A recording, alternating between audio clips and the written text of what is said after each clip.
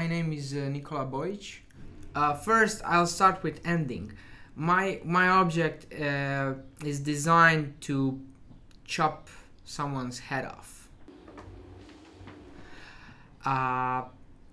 And now I jump to beginning. I started with the notion of and with the problem of Chinatown Library. That intrigued me because the huge Boston Chinatown community is without a library for more than 6 decades, which is terrible because there is a huge need and huge tradition there, and that somehow pushed me to think about it and to observe a condition in which it's possible that one city, in fact one area, has biggest private library, which is Widener Library at Harvard University, and no library at all. It's a huge lack of knowledge. When I started to doing a research on a history that is behind the Widener Library, the building, I discovered something really remarkable. Widener family, in fact, who sponsored and who gave money for library, in a contract put one really important sentence, and that is, if anyone changes exterior of library, of architectural exterior of Widener Library, the whole building will pass from private ownership to public ownership. It's a myth. It's a myth embedded in Widener Library. But of course it was interesting because just across the river there is no public library. And here one private library with small physical intervention might one private library with small physical intervention might become public library. So I started to build on that, and I end up with a intervention, with a installation, in fact, on a facade of Widener Library that functions like extension, like a wing, another wing on the library, like Chinatown wing, and it's a small folded architectural object, just not big enough to stick your head in it, and it's designed in a way that when you stick your head in it, and it's a body of knowledge, so there is a inscription on it, stick your head into body of knowledge. So when someone sticks his body inside an object, the door are shut, and it's impossible, or it's rather complicated to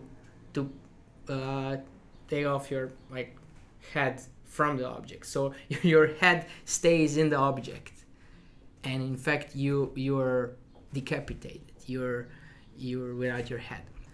Society without a library is or community without a library is like a body without a head. And this was my leading idea in a whole process. So from library as a building, I came to human body as a building of knowledge, and lack of knowledge in terms of human body is in fact lack of human head. And at that point, theme and idea of decapitation appeared. I tried first to install something on Widener Library as an intervention that should point out the problem, but in that process of selecting and throwing ideas in trash and getting them out from the trash, I somehow joined this idea of body and idea of body of knowledge and library into one. And my main goal is to reach a Harvard community, which is in fact safe, bubbled, fenced community that is living according to certain rules and commodities, to reach them with the outside reality. And outside reality is not India, outside reality is not Africa, outside reality is not, I don't know, Bosnia. It's across the river. It's just across the river. It's interesting and strange, but being inside a Harvard bubble is like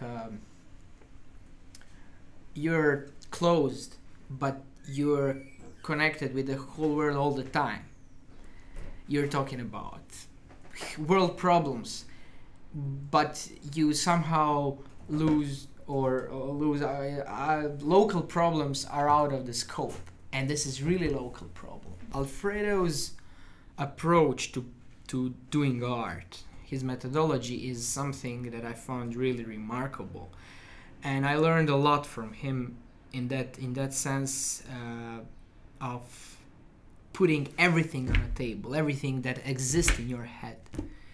In fact, a painful process to put everything that exists in your head on the table.